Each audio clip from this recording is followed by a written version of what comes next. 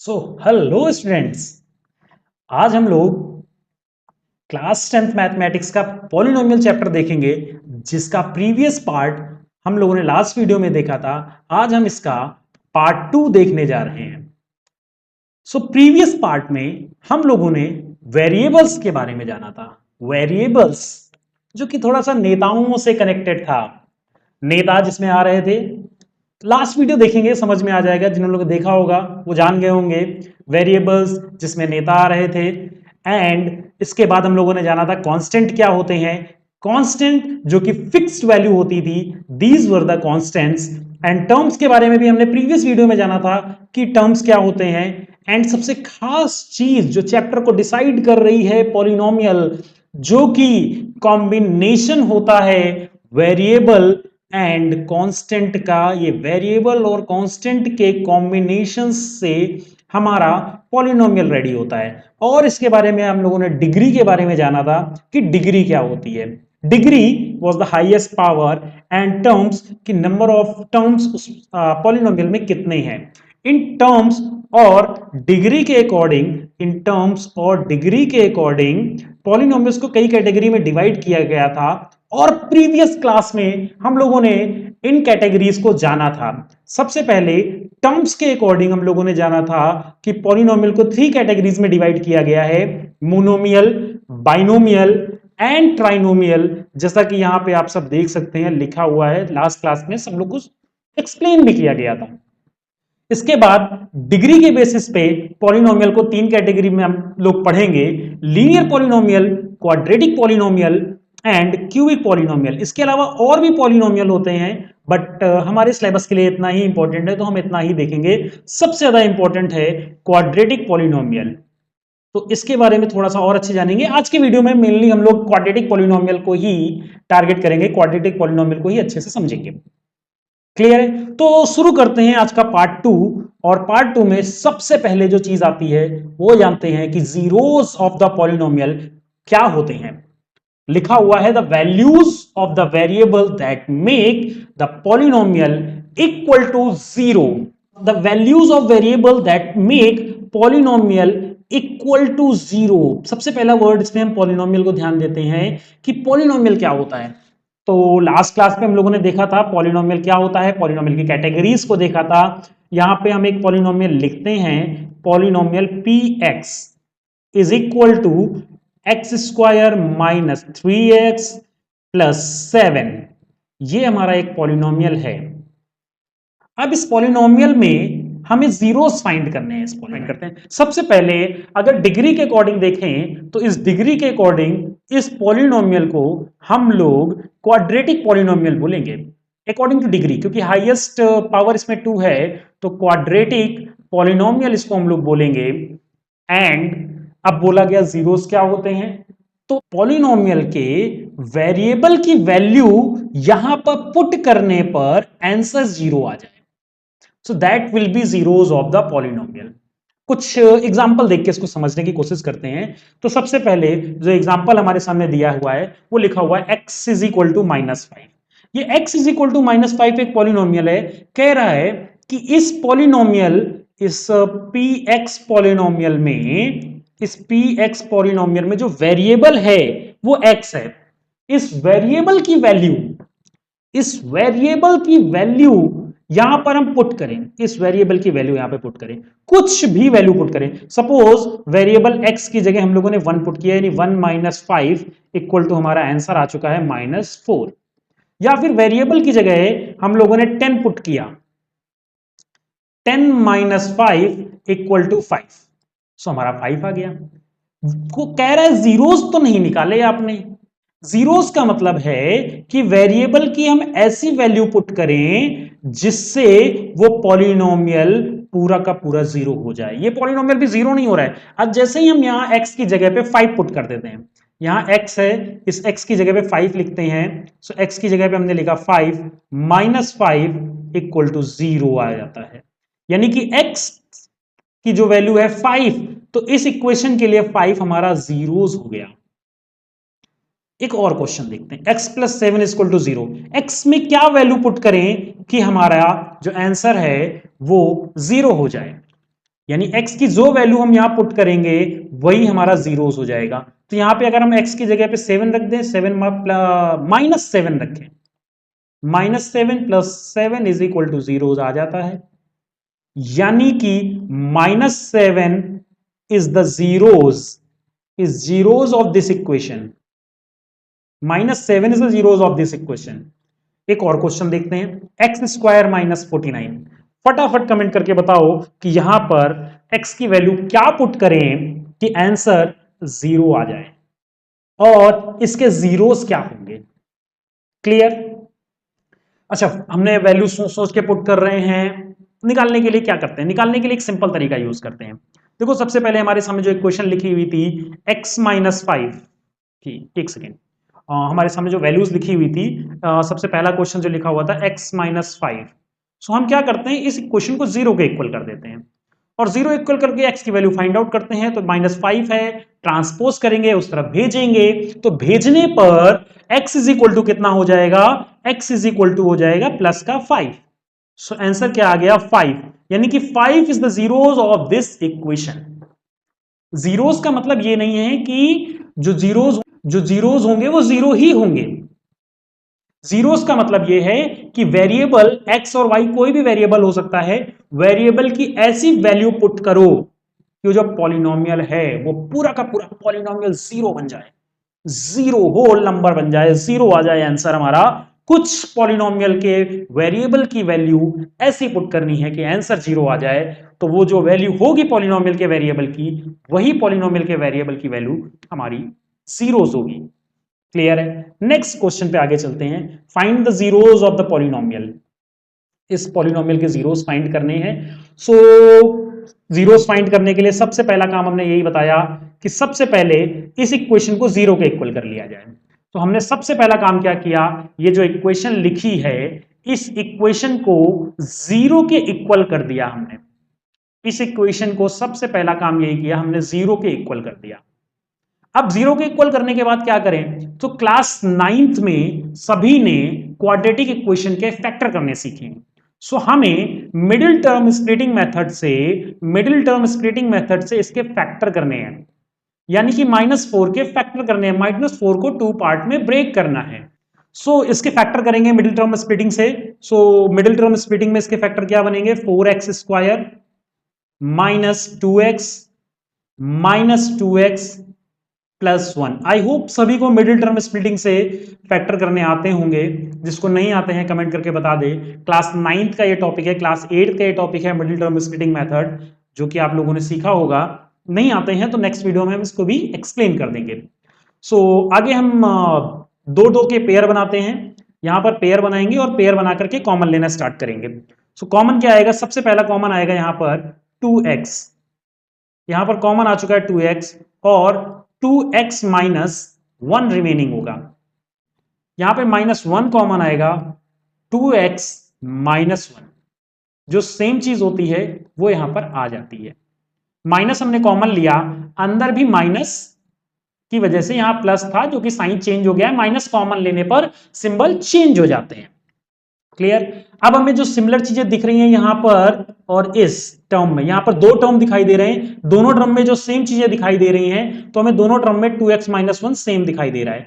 तो 2x - 1 को हमने कॉमन ले लिया, और नेक्स्ट ब्रैकेट में आ चुका है फिर से 2x - 1 इक्वल टू 0।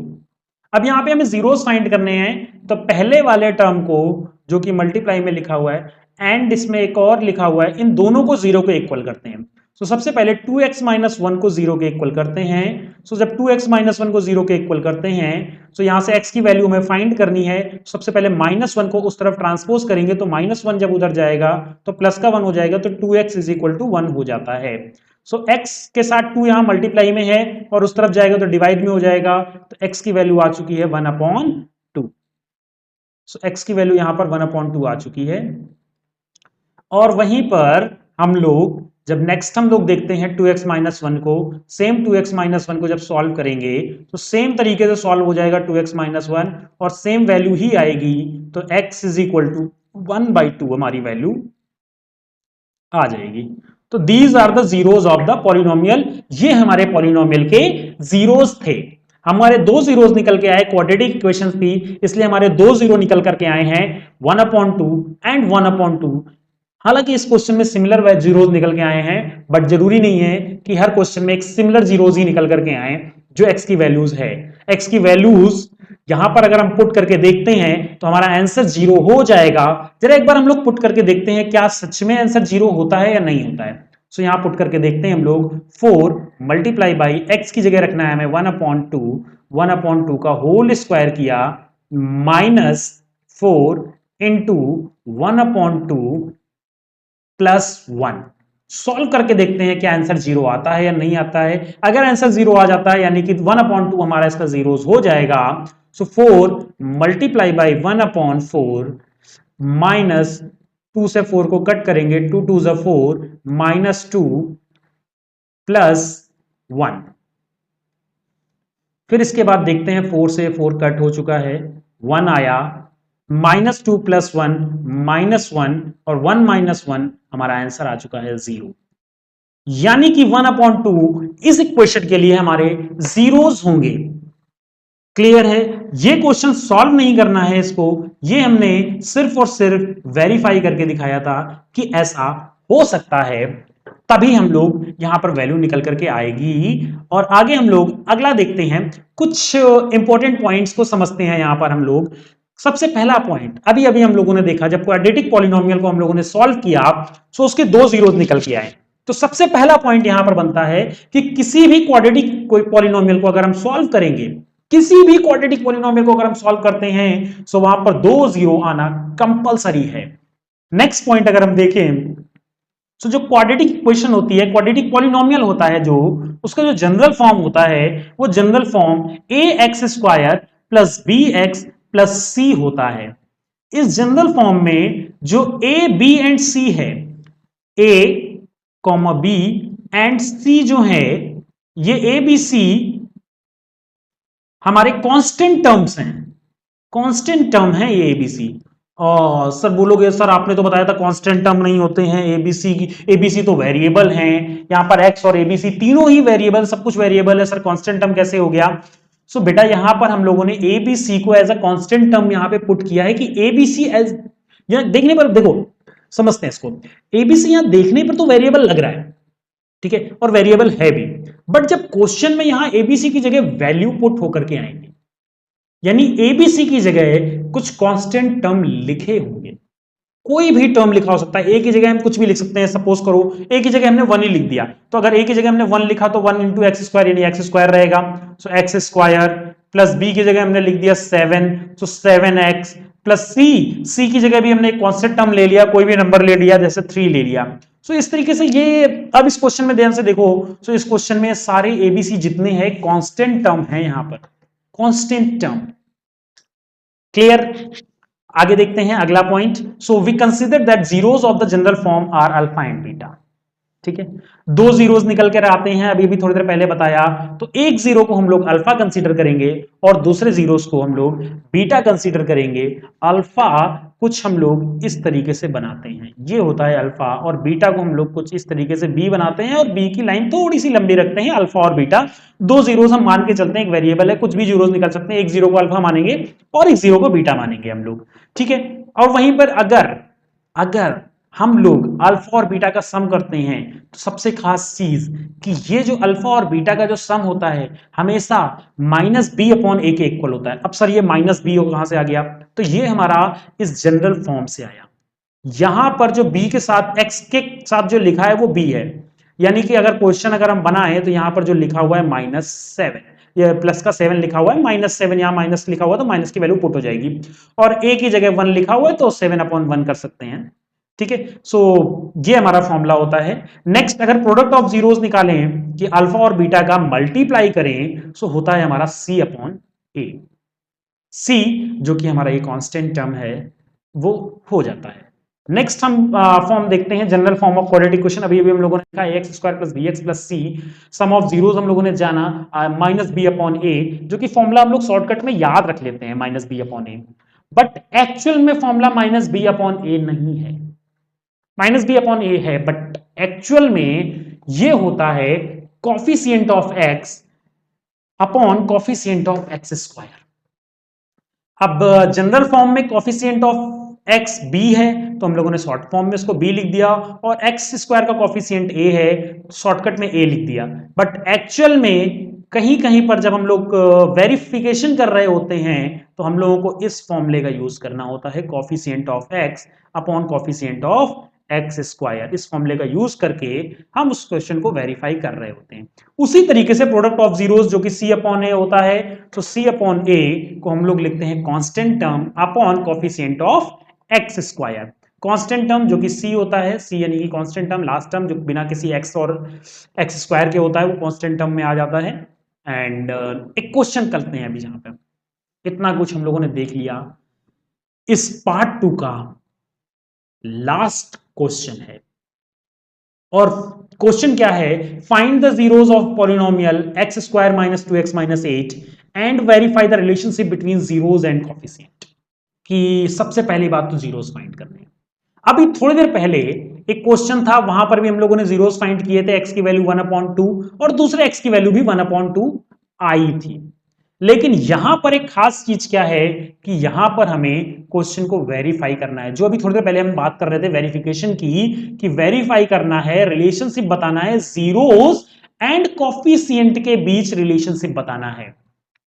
इसीलिए यहां पे जरूरी हो जाता है कि हम कॉफिशिएंट का ही फॉर्मूला यूज करें, क्योंकि जीरोस और कॉफिशिएंट के बीच में हमें एक रिलेशनशिप को वेरीफाई करना होता है कि जो ऊपर फॉर्मूला हम लोगों ने लिखा था, क्या वो फॉर्मूला जो थोड़ी देर पहले हम लोगों ने लिखा था, क्या ये जो फॉर्मूला हम लोगों ने लिखा है पीछे यहां पर, ये वाला फॉर्मूला, क्या ये फॉर्मूला सही है या नहीं है। ये वाला और ये वाला product of zeros and sum of zeros का कॉफिशिएंट के टर्म में जो फॉर्मूला लिखा है, इसको हम लोग वेरीफाई करेंगे। तो देखते हैं वेरीफाई करके। तो सबसे पहले जब हम इसको सॉल्व करते हैं तो इजीली सॉल्व कर ले जाते हैं। अभी थोड़ी देर पहले हम लोगों ने सॉल्व किया था। So X square minus 2x minus 8 is equal to 0, zero के इक्वल कर देते हैं जीरोस निकालने के लिए, और फिर स्प्लिटिंग टर्म्स इसके फैक्टर करते हैं, माइनस 4x प्लस 2x होता है, और इस तरीके से कॉमन लेकर के दो जीरोस निकालते हैं। एक जीरो को हम लोग अल्फा के इक्वल कर देते हैं, यानी अल्फा की वैल्यू 4 है, और एक जीरो को बीटा के इक्वल कर देते हैं, यानी एक्स की वैल्यू -2 है। दोनों की वैल्यू इस तरीके से पुट करते हैं, एक की वैल्यू 4 और एक की वैल्यू -2। अब यहां पे वेरिफिकेशन करना है, वेरीफाई करना है, वेरीफाई सबसे ज्यादा इंपॉर्टेंट टॉपिक, वेरीफाई करना है। एक चीज बच्चों याद रखना,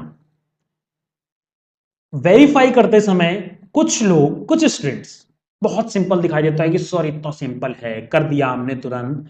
सो वेरीफाई करते समय सारे स्टेप्स को ध्यान से नोट करना, और सारे स्टेप्स जरूर करना, ताकि स्टेप मार्किंग में कहीं पर भी मार्क्स कटने के गुंजाइश ना रहे। क्लियर। सो आगे हम लोग देखते हैं, जरा इसका वेरिफिकेशन देखते हैं। जो हमारे सामने एक क्वेश्चन लिखी हुई थी, x square minus 2x minus 8, और हम लोगों ने रूट्स निकाले थे 4 और -2। सबसे पहले हम वेरीफाई करते हैं सम ऑफ जीरोस का। सम ऑफ जीरोस जो कि फॉर्मूला होता है अल्फा प्लस बीटा, फॉर्मूला होता है minus coefficient of x upon coefficient of X square. This is the formula. अब इस फॉर्मूले में वैल्यू पुट करनी है, और हम लोगों को चेक करना है वेरीफाई होता है या नहीं होता है। वैल्यू कैसे पुट करनी है, तो वैल्यू हमें इस तरीके से पुट करनी है कि अल्फा की जगह अल्फा की वैल्यू पुट करेंगे, बीटा की जगह बीटा की वैल्यू पुट करेंगे। अल्फा की वैल्यू जैसे 4 है, प्लस लगाया, बीटा की वैल्यू -2 है तो -2 लिखा, एंड इक्वल टू, अब कॉफिशिएंट ऑफ एक्स, एक्स के साथ कॉफिशिएंट में यहां पे देखो क्या लिखा हुआ है, -2। सो माइनस पहले से लगा हुआ है, और कॉफिशिएंट ऑफ एक्स में भी -2 लिखा हुआ है तो -2 लिख देंगे, upon coefficient of X square. X square के कॉफिशिएंट में क्या लिखा हुआ है, कुछ नहीं लिखा हुआ है, तो एक्स स्क्वायर कॉफिशिएंट में 1 होता है यहाँ पर। सो एक्स स्क्वायर के कॉफिशिएंट में 1 होता है तो 1 लिख दिया। अब इसको सॉल्व करना है और दोनों साइड हमें इक्वल लाना है। सो यहाँ पे सॉल्व करेंगे तो देखा जाएगा 4 - 2 इक्वल टू, माइनस और माइनस मिलकर के प्लस हो जाते हैं, अपॉन में 1, तो 4 - 2 2 इज इक्वल टू 2। देखिए दोनों साइड हमारा इक्वल आ चुका है। अगर दोनों साइड हमारा इक्वल हो चुका है यानी कि ये हमारा वेरीफाई हो चुका है। अब इसी वेरिफिकेशन को हमें करना होता है। क्लियर। सो देखते हैं फटाफट ये वेरिफिकेशन कैसे होता है। सबसे पहले अल्फा की वैल्यू 4 और बीटा की वैल्यू -2 रखी है, और कॉफिशिएंट ऑफ एक्स की वैल्यू -2 रखी है। सॉल्व करते हैं तो 4 - 2 इज इक्वल टू 2/1 आ जाता है, और सॉल्व करने पे 2/2 आ जाता है। ये पहला वेरिफिकेशन प्रूफ हुआ है सम ऑफ जीरोस का। अभी हमें सम ऑफ जीरोस के अलावा प्रोडक्ट ऑफ जीरोस का भी वेरिफिकेशन करना है। उसमें भी हम लोग प्रोडक्ट ऑफ जीरोस का सबसे पहले फॉर्मूला लिखेंगे। सबसे पहला काम हमारा यही है कि फॉर्मूले को नोट डाउन करना, यानी अल्फा इंटू बीटा लिखना, अल्फा की वैल्यू पुट करना, यानी कि 4 इंटू -2 करना, equal to constant of term, constant term देखो -8 है, -8 लिखना upon coefficient of X square, तो एक्स स्क्वायर के कोफिशिएंट में अभी बताया था कि 1 है, तो एक्स स्क्वायर के कोफिशिएंट में 1 लिख देंगे और 4 इंटू 2 -8 हो जाता है और इक्वल टू -8 के इक्वल आ जाता है। तो इस तरीके से हम लोगों ने इसको वेरीफाई कर लिया। अब वेरीफाई कर लिया है सो ये दोनों इक्वल आ गए हैं, तो फटाफट एक बार और देखते हैं। 4 - 2 is equal to -8 upon 1, -8 is equal to -8, दोनों हमारे इक्वल आ चुके हैं और इस तरीके से बॉक्स में बन करके हम यहाँ पे दिखा सकते हैं कि दोनों का हमारा वेरिफिकेशन हो चुका है। यानी कि हम फॉर्मूले की हेल्प से करें या जीरोस निकाल करके उसको पुट करके मल्टीप्लाई करें, दोनों तरीके से हमारा आंसर सेम आता है। क्लियर? तो ये हमने वेरीफाई करके दिखा दिया है। क्लियर? तो इस तरह के जितने भी क्वेश्चन हैं, घर पे बैठ करके अपनी अपनी बुक्स से, जो भी बुक्स आपके पास है उस बुक से प्रैक्टिस करिए और घर पे आराम से बैठ करके क्वेश्चन को प्रैक्टिस करते रहिए। मिलते हैं नेक्स्ट पार्ट में पॉलिनोमियल के, तब तक के लिए हमारे चैनल को सब्सक्राइब कर दें। Thank you.